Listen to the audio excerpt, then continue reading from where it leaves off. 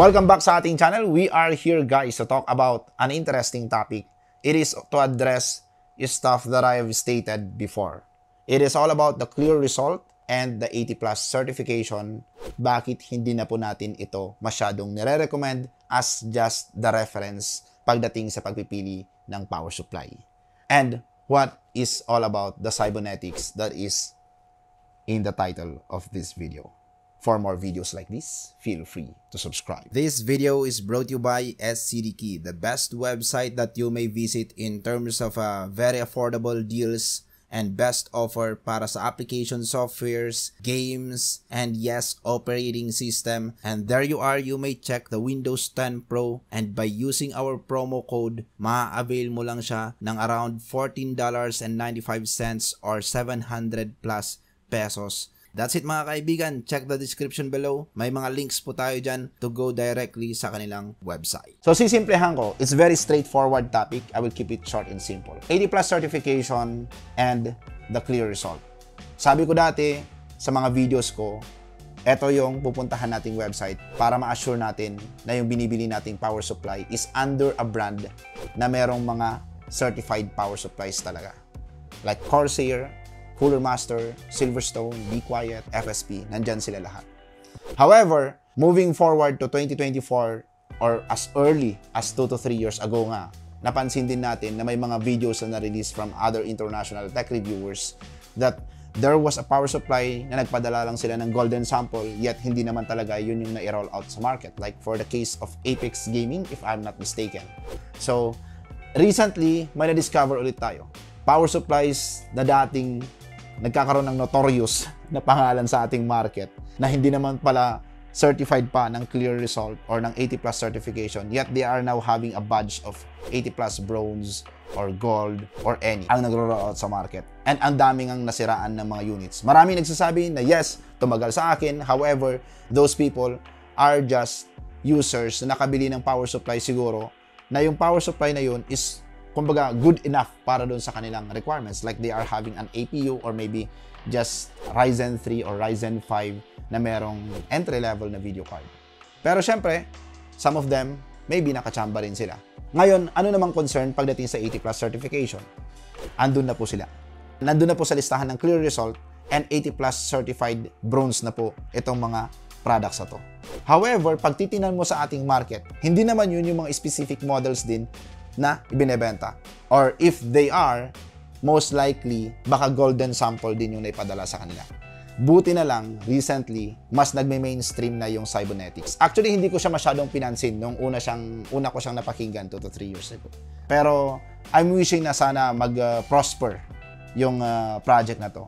And very good timing dahil as of now, mas nagme-mainstream na lahat na ng mga brands, especially yung mga pioneers pagdating sa pag-manufacture ng power supply, Cooler Master, Corsair, FSP, Gigabyte, Silverstone, kumbaga, nire-recognize na nila na ito na yung certification na gagamitin nila, cybernetics. Why? Tulad ng sabi ko kanina, itong 80 plus clear result, mas nagiging hindi na siya reputable as a reference. It's still a very good reference, pero huwag natin siyang i-recognize as 100% reference natin. Especially if we are building rigs that comes with this Ryzen 5 processors or above, Intel Core i5 processor above, with an RTX video card or RX 6600 and above video card. Bakit? Marami nang nakalista dyan na minsan makikita na rin natin sa ating market and very accessible nga itong mga power supplies na to. Pero, ang problema, meron silang notorious na reputation. Hindi maganda yung kanilang reputation. Apart from that, pag titinan nyo yung specific model, hindi yun yung mismong ibinebenta sa ating market. And that is the reason of why we are moving to cybernetics. Kasi sa cybernetics, marami silang ways, testing methodology. They are so transparent also pagdating sa mga testing methodology. Pero, isa sa mga pinakadahilan talaga is kahit paano, kung makita mo yung brand na yun na nandun na sa cybernetics, ibig sabihin, this brand is really serious in manufacturing power supplies. Plus, maliit yung chance that these brands just sent them a golden sample. Kasi, for sure, itong mga tao or itong organization sa likod ng cybernetics are also conducting their own research about the reputation or the background of the brand before they will certify that brand. Okay? And then another thing is it's not just all about the efficiency. So marami pa. And it's better if you will check the link below. I will be linking the video na na-release 2 weeks ago before the creation of this video, na sinabi nga doon what is all about cybernetics. So if you want to know more about cybernetics, you may check that video from the people themselves behind that organization. So yun po guys, I'm just correcting. I'm so sorry guys, pero kung nakikita nyo yung mga clear result recommendations ko sa mga previous videos ko, please don't consider that anymore. That is the reason why I released this video.